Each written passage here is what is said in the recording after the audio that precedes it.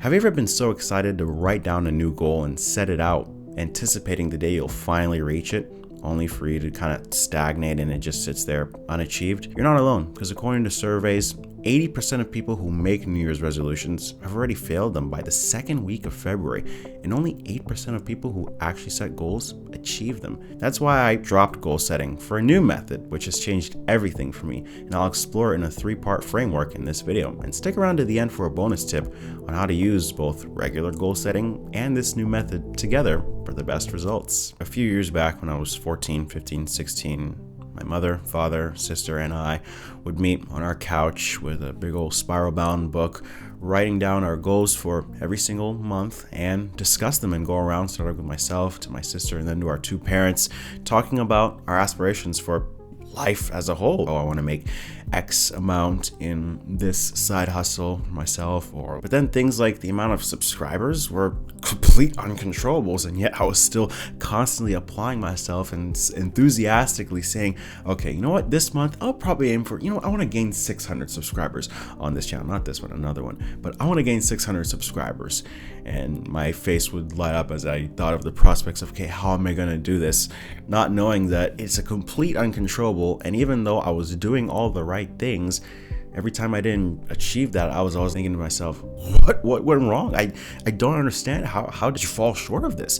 And same with monetary goals for myself and other areas of life. Whenever I fell short, like, what am I doing? Like, I'm doing all the right things, I think, and shouldn't this just be, I don't know what to do. I happened to stumble upon this football coach actually giving a speech in his locker room where he was talking about, if you fall in love with the process, then the process will love you back.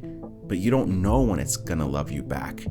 And I was thinking to myself, wait a minute, I've been doing this all wrong the entire time. Not that it's bad to know what I want, but I could have been focusing on this. And so that's what I'm gonna pass on to you today. Before results can be achieved, the transformation has to start with identity. And we're gonna be focusing on be, do, and have. And instead of chasing a goal, which is the have part, you must first become the person who naturally achieves the goal. Many people fixate on the end goal, which is, for example, I want to wake up before sunrise every morning. Goals are great to have, and it's great to be aware of what exactly it is that you want. But thinking only from this perspective makes success feel like something that's external and separate from you. The shift happens only when you start acting like the person who already has the result. If you were an early riser, what habits would you have? How would you show up for your daily tasks? And how different would your evenings look? This also helps you set realistic goals because according to Harvard Business School, 35% of all people cannot accomplish their goals set during New Year's resolution because of unrealistic goals. Instead of measuring progress by external validation, which can take a bit of time to achieve, for example, exactly 5 a.m. wake up time or exactly 7 hours sleep logged on the health app, you measure progress by your adherence to inputs. How often do you sleep early? How does your productivity during the day look like? And how consistently are you working at those things? By defining success based on actions, you will be way more comfortable and get rid of the emotional roller coaster that comes with fluctuating results. Example, if you want to be fit, don't just work out occasionally. You start thinking of yourself as an athlete and think of yourself as someone who lives the life of an athlete. Yes, even though we may not aspire to be Stephen Curry type basketball shooter or Roger Federer type tennis player, we should train our minds to think of ourselves as those archetypes of individuals in order for our mind to start looking to do tasks that validate the belief system we've created for ourselves. Your mind is powerful. So this means prioritizing exercise, nutrition, and recovery, and not just chasing a mere weight goal. By reinforcing this self-image, the right actions feel natural rather than forced. Once the identity shift is in place, your actions have to align with that identity. This is where focusing on inputs and the doing rather than just the outputs makes all the difference. Instead of obsessing over results, you focus on the work that produces results. From brainwork.com, a study by the Journal of Applied Psychology states that presenting weekly progress reports of your goal increases your success rate by 40%. This is why consistent reps are so important and logging those consistent reps. So instead of setting a goal like gain 100,000 subscribers, boy, I would love that. If you want to help me get there, be sure to subscribe below. But instead of focusing on that, can focus on inputs such as upload 3 to 5 high-value videos per month. Results are unpredictable, but actions are within your control.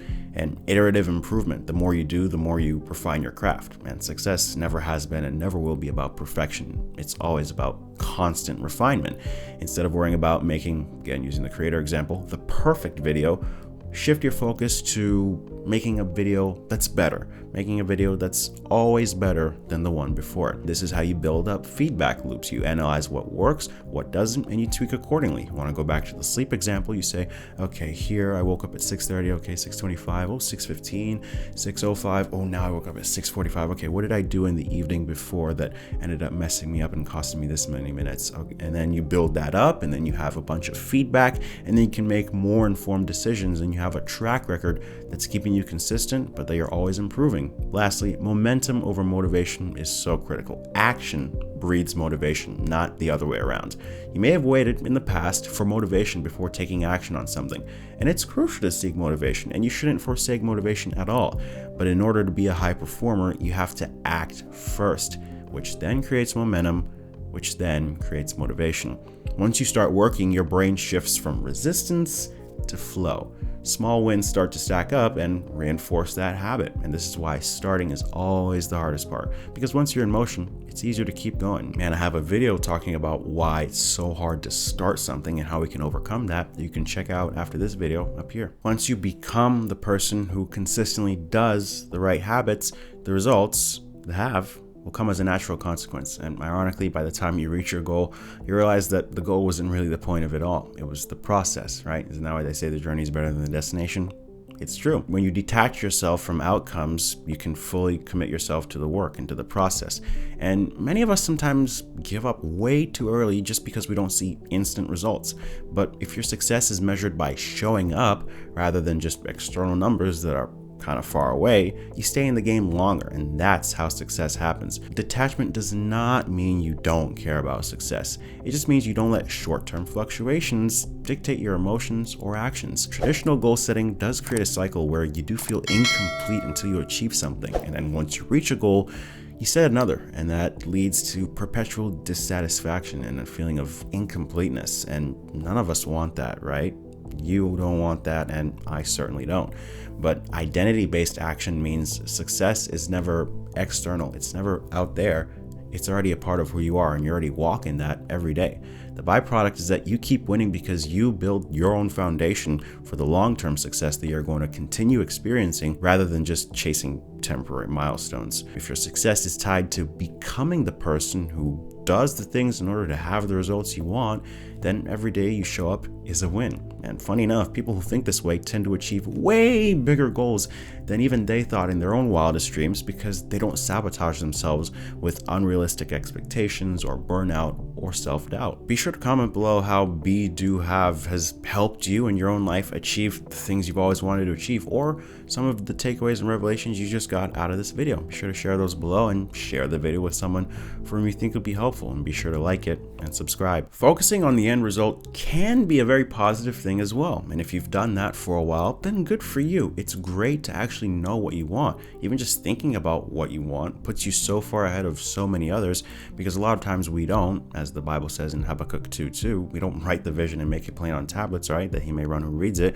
We don't write it out, we don't even visualize, and then we don't make it plain on notes app or journal somewhere. It's not known, it's only in our mind, and when it's out of sight, it's out of mind. Here's how you can use future casting who you want to be or what you want to have, the results you want to have, in conjunction with what I like to call habit systems, which is what I've been describing in this video. All it is you just work backwards. You understand what it is that you want, and then you just retrace all the steps that are necessary to get there from backwards. Okay, I want to start waking up at 5 a.m. And then you start working backwards and saying, okay, let's start there. All right, how do we get to 5:15? But then even so, how do we get to 5:30? How do we get to 5:45? How do we just get to 6 o'clock consistently? And then all of a sudden, you shift that to now starting at B. I will become a person who has the habits to get their tasks done early and on time during the day, so I can do the proper sleeping that is necessary throughout the night to have this early start to my day that I want. And simply, that's how you use regular goal setting, visualizing, and future casting what it is that you want with the habit systems that I've talked about in this video, and using those two together is a powerful thing that'll change your life.